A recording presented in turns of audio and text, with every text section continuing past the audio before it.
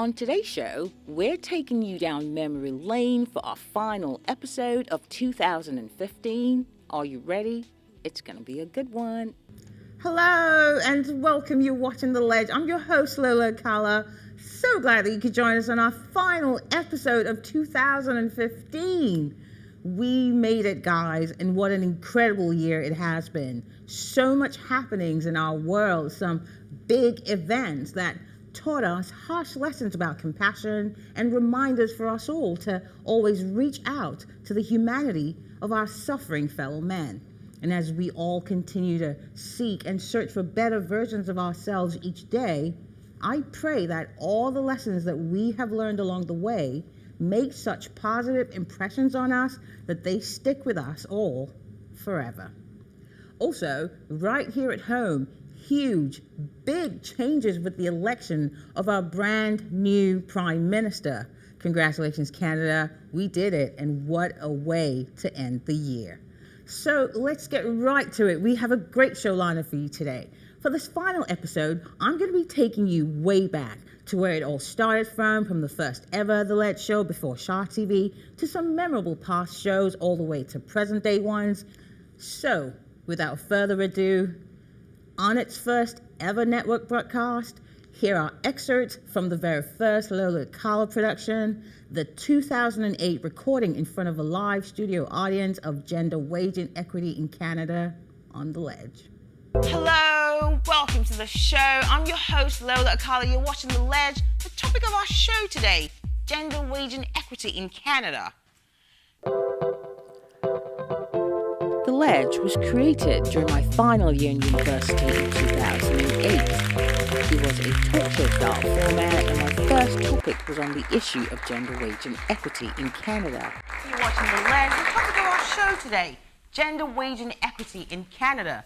Now, we just asked the question, is our government doing enough to address the fact that women are still being paid 71 cents to a dollar with absolutely no justification for these inequalities, except for the fact that they are solely based on ascribed attributes? The other way to put this, especially when you look at the poverty data in Canada, which shows that 7 out of the 10 who are poor are women. And so it really begs the question that what message are we sending to young women? I connected with two incredible experts who had dedicated their lives to working on women's issues, inequality issues, amongst many others. Former Member of Parliament, Dawn Black, who was the main guest, and Professor Marjorie Cohen of Simon Fraser University, the contributing guest. And with the help of the dedicated team that I directed, we were able to produce a great political forum that highlighted a very important issue. Paid labor force, because they have to be in the paid labor force. There's many women who are heads of families, and it's not a secondary or a job to get the frills or the extras. It's a job to put food on the table and to provide housing for them and their children. And we have a government that doesn't face that. We also have a government that has moved back on women's rights. There has been a general undervaluation relative to males of women's worth. And often this has to do with the kind of reproductive work that women do, that women are associated with reproductive work that somehow is valued less in our society. There's two ways of influencing what happens, I think, in Ottawa and in the legislatures across the country, because you're quite right.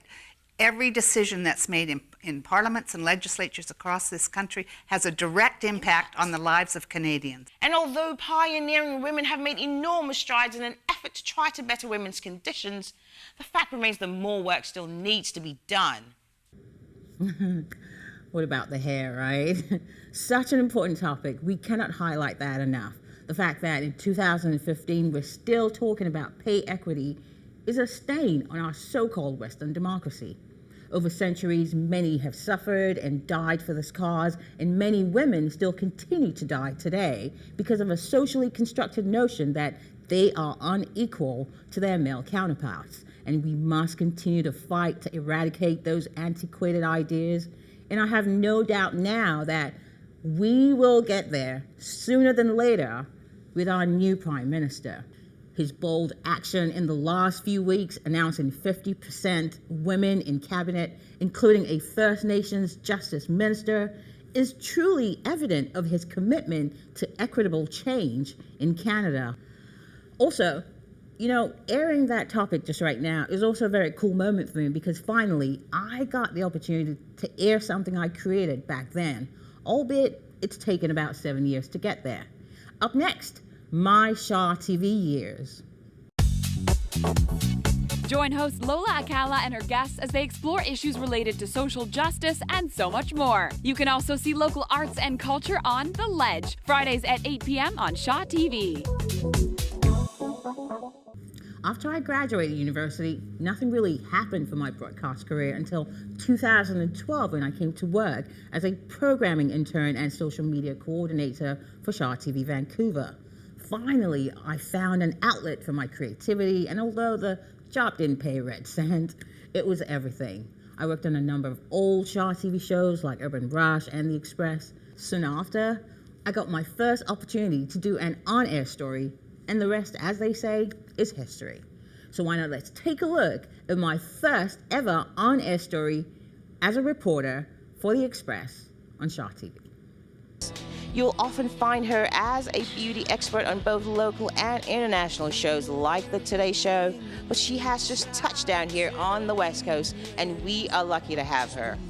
It's Eve Pearl.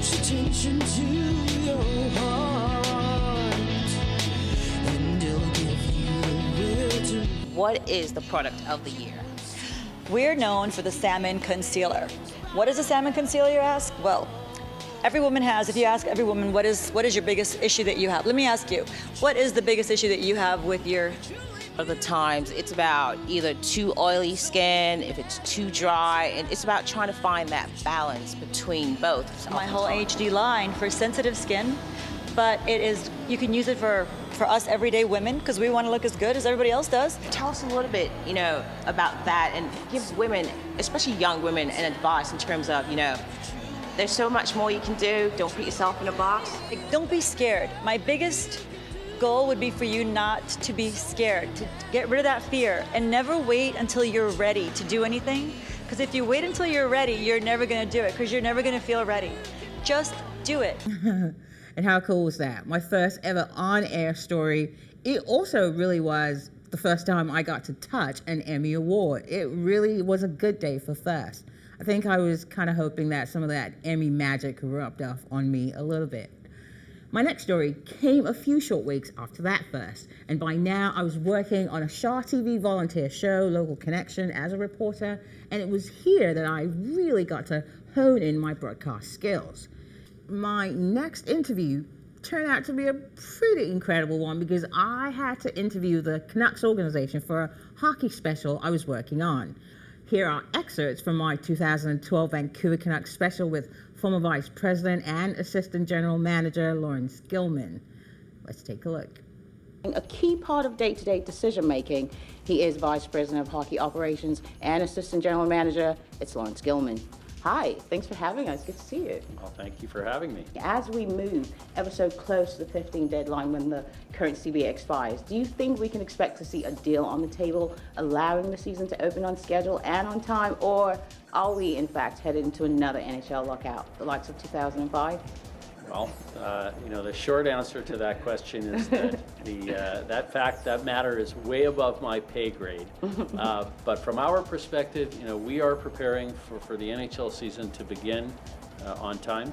At this point, our training camp is going to commence on September 21st. And for us, we're business as usual until we're told otherwise. You ought to look back to 2005 with some hindsight. How well would you say this current salary cap system has worked so far for the NHL, or has it? Again, it's not really appropriate for me to comment on how the system works. That's the job of the commissioner. I can comment on the Vancouver Canucks and our operation. We have worked the system as well as we can in terms of developing a strategic salary cap plan that works within the current model. As it's going to evolve, you have to be open-minded, and you have to build flexibility into your plan in case the universe does change. And all I can tell you is that as it evolves, we're going to evolve with it. You know, I love how I kept asking him questions about the league, and he was just having none of it. I guess I kept pushing a little too, because it was a time when people really wanted answers, as we were a few days from finding out whether there would be a deal or the NHL was headed into a lockout. But he was truly very gracious, and as we all know, days after that interview, a lockout did ensue. After that interview came this one, an incredible fun duo we all love. Let's take a look. Hello, welcome. Lola Acala here for Shaw TV. Between the two of them, they've had over 30,000 interviews with Hollywood insiders, local and international artists.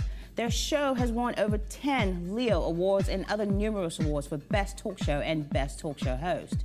Their on-screen camera is such that we haven't seen on TV in recent years. We love them. It's the dynamic talk show host duo that is Eckford and Forbes. It's the very foxy Fiona Forbes and the very dashing Michael Eckford. Hello. Hey God, guys. you're good at things. Thanks, Lola. Good to see you. Well, thank you. It's a bit weird to be like on our set. On the other side. We have never, I don't think, have you ever sat here and been interviewed? Not being interviewed in this Never. spot. And, Mike and I auditioned for the show in its early stages. It was called Daytime. And it was cattle calls. There were tons of people, male and female, auditioned together. Mike and I never auditioned together, but we ended up getting the job because the producer in charge thought we'd have good chemistry, and thank God he was right. Well, I thought we would like each other, but also kind of hate each other. Hate each other just enough to be entertaining. Yes, just enough to be good. Right? We remember those two, right? Of course we do. Many still very much miss their dynamic duo antics on TV. Who knows? Hopefully we might get to see it again sometime. After that Mike and Fee interview came a whole bunch more throughout 2012, right through to April 2014, when I then quit Local Connection and then applied to start building The Ledge as its own show. But first, here are some of those whole bunch more favorite interviews that happened throughout the years. There was a bit of this. Tell me, Euro. You do the crime, you gotta do the time. Oh, no. 1, 2, 3. Come on. Oh, God.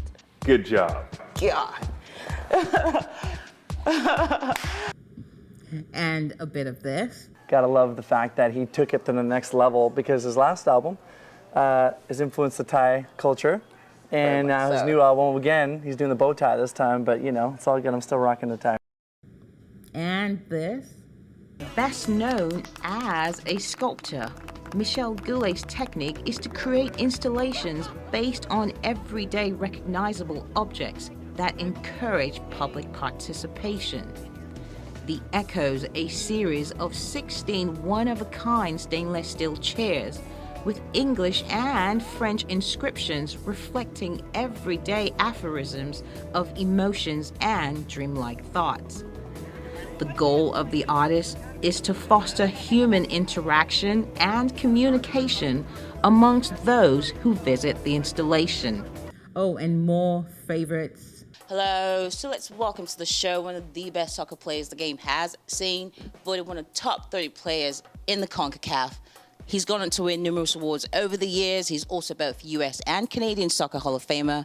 It is none other than the very legendary Bob Lenarduzzi. I've always tried to, throughout my career, just do a journeyman's job, and I think that's why I was around for as long as a player as I was. And fortunately for me, one of the things I've always said is I want to avoid getting a real job. Bob Lenarduzzi is such a great guy, one of my favorite people, and of course, how cool too. I got to hang out with the lovely Jade Demerit for a bit as well. Okay, let's keep going.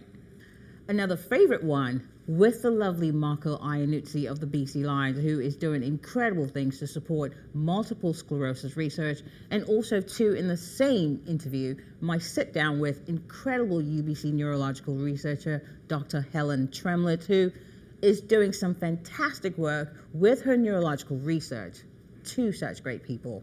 Won the Grey Cup, we were all given your day with the cup, do whatever you like. And I decided, well, I should do something more than just enjoy it with myself and my family and friends. I want to, bring a better, maybe help other people beyond that and gain some awareness of MS or some other philanthropic cause.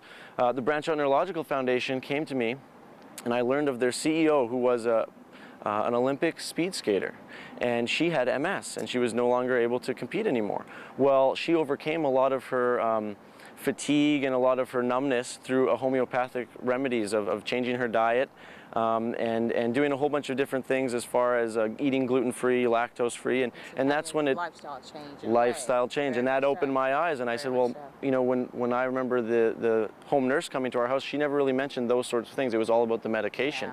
And now seeing that there was a new path and a new light and maybe a new chance at regaining some of her motor function, I said, well, let's figure this out. So I decided to support the Branch Out Neurological Foundation. We did the Climb for the Cup. We raced up all 802 steps of the Calgary Tower with the cup. We let the public and corporate sponsors, and we raised, I think, just over $20,000 that day. Wow, it's a beautiful thing. Yeah, so it was, like I said, it was a learning experience for me to understand what homeopathic remedies existed for MS, and also to help out a great cause that was close to me. Average age is 30, and 3/4 of the people affected are women. So we think about 1 in 500, 1 in 1,000 people over their lifetime will develop multiple sclerosis. So there are a lot of people living with MS, about 75,000 in Canada. My group's looking at a number of different questions, ranging from whether the drugs we currently have for MS, if they're effective and what their adverse effects are. And of course, my final interview on Local Connection, my visit to one of my favorite sushi places in Kits. Let's take a look. Now, I chose the traditional mackerel encased with kelp, sugar, and vinegar, and then cured in bamboo leaves and kept for as long as a week before it is ready to be served. Mackerel, cured. Wow. It's cured. It's vinegar rice. This is all really so incredible. I mean, to look at the food aesthetically, really, it's a form of art with you, the chef, as the artist, wouldn't you say? We've been trained to work with the nature, not to control, but work with the nature, and I just make it pretty. And healthy for you. Oh, he's such a cool guy. Thank you, Endo. Up next, the shows that came with the 2015 brand new launch of The Ledge. Don't go away. We'll be right back. Today's generation of young people spend the least amount of time outside of any generation in human history. We need to have children out, we need to have people out in order to see the world around that allows us to live. I think something like the Sea to Sky Trail is the epitome of what we need to get people back out into the real world, to see nature as it can be, and something that we are a part of and that we must fight to protect. Welcome back. You're watching The Ledge on what is our final episode of the year. We're taking a look back to earlier shows where it all began, all the way to recent episodes we've seen since our launch in May. This next one is the one that marks the very first official The Ledge show, episode 1. And talk about such a lucky girl to have two great personalities as Canadian business mogul Jim Pattison and famed Hollywood movie director Oliver Stone as guests. So here is The Ledge, episode 1. We are operators, and we buy businesses a lot of times that are not doing well, and over time try to improve them. So we're not a typical investor. Nationalists who will see you as anti-American to some extent. But listen, I do my best. I am, as you know, I've served my country in Vietnam. I believed all that. Yes. I was brainwashed, but I went over there and I did my time. I was decorated, yes, and I served honorably. Yeah. So if anything, I've done more than Dick Cheney or any of the chicken hawks have done who avoided the draft at any expense. Such incredibly talented, great man. Thank you so much for that. Then came our bully episode. become a bit of a bully ambassador yourself. Tell us a little bit about your work in that area. Well, my work in that area really is to empower and enable people to do things differently. You know, one of the things that I do with young people is to teach them skills, because they know that adults can't protect them from bullying. They know that. But actually what I can do is give them skills, is for them to learn to be assertive, to learn to have their voice, and to learn to speak out. It's so difficult for a young child to speak out and say, this is happening to me. You know, and that's you know, when we can be assertive, we begin to break that lineage of bullying. I call it a lineage because it happens through generations. People learn these things. Yes. These are learned behaviors. You know, when we look at how kids interact with one another, sometimes you see the innocence of children, and they have no, you know, preconceived notions. But the moment someone starts to teach a child how to hate, how to think negatively about other people, that's when, indeed, these things begin. And I know you guys loved this one. About My Love, and that has one of my very, very, very favorite videos, like, because it has you sitting on a toilet. Now, I gotta say, there's very few people who can, you know, sit on a toilet in a music video and look as cute as you do. And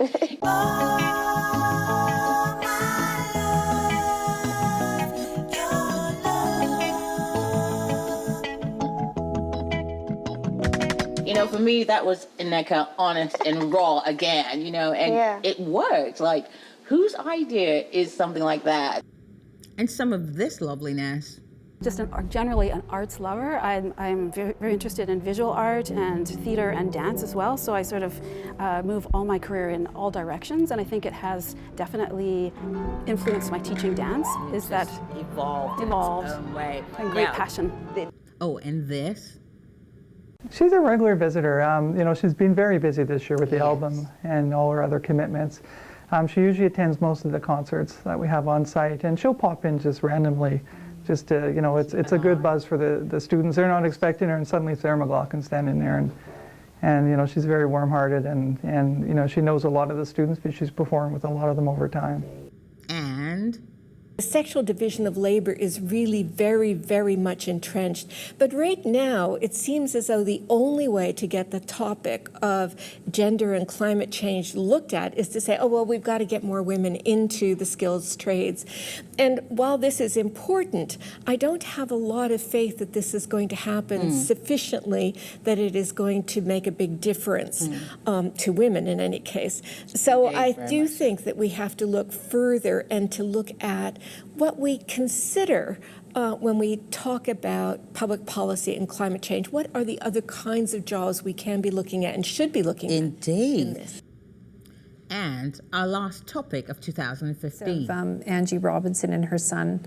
There will be a coroner's inquest. I pushed hard for that too, and it will be in their community. And that was a northern community. They moved around different communities in the north. And I hope there's a lot of learning. I'll be watching that inquest, and the family deserves that, and we'll be learning from it. A rather tragic one too, but I'm glad that we got to highlight that issue, to remember those that were lost and how we can do better in the future. Many thanks to BC Representative for Children and Youth, Mary Ellen Tupel-Lafont, for that one. Many thanks so much to all of you, my guests, from the past few years. It was such a joy and honor to have been part of all your stories. We'll be right back. We are kids. Wish kids. 10,000 kids. We are brave. We are strong. We are fighters. Some days are good. Some days are bad. Some of us make it. Some of us don't. My wish will make me strong. The Children's Wish Foundation of Canada. Does a wish make a difference? You bet. You bet. Imagine the difference a wish can make. Only 2 more needles till my wish. Please give today. Welcome back to Watching the Ledge on what is our final episode of 2015, and we're just wrapping things up here.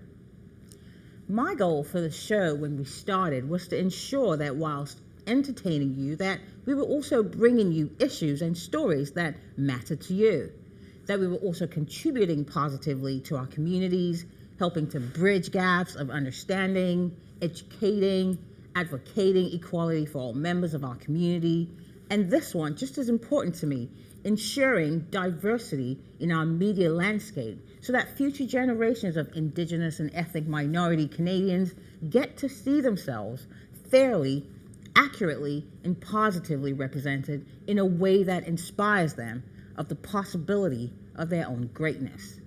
And to you, our audience, you have overwhelmed us with love through some of your letters and comments to our website since we started in May. So I'm going to read some of them right now. This first one says, "Keep up the great work. We need more like you to inspire our youth." And that was from the Baobab Inclusive Empowerment Society. I hope I said that right. Thank you so much, guys. You're so much appreciated. This next one says, "Thank you for this. I really enjoyed this episode. I'm a fan of Oliver Stone." And it's from Pete.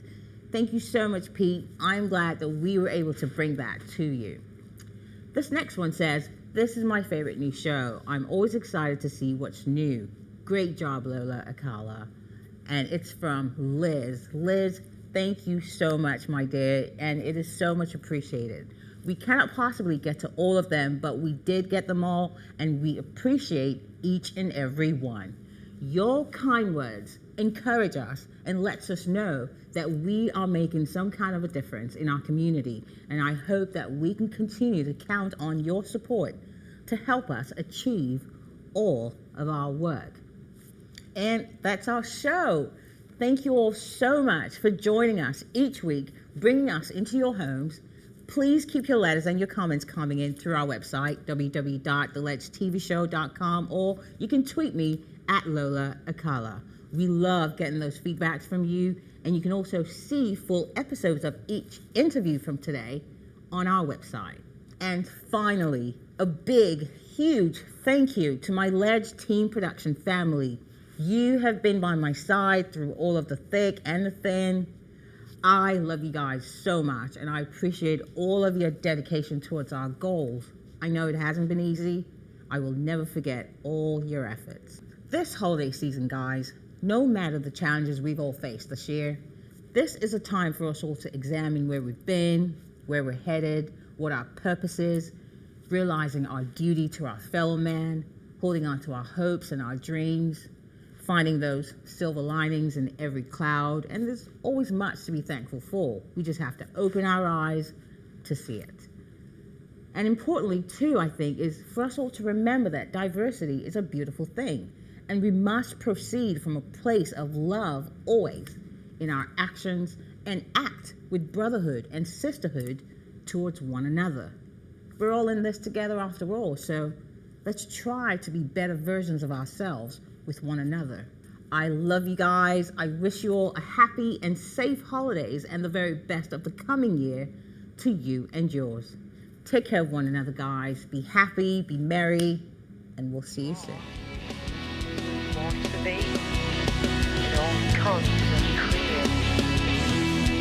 And before you know it, it's only a matter of time. It's right before you. Don't give up.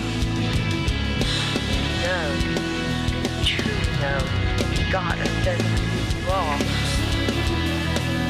It all becomes so clear. It's then that you truly know.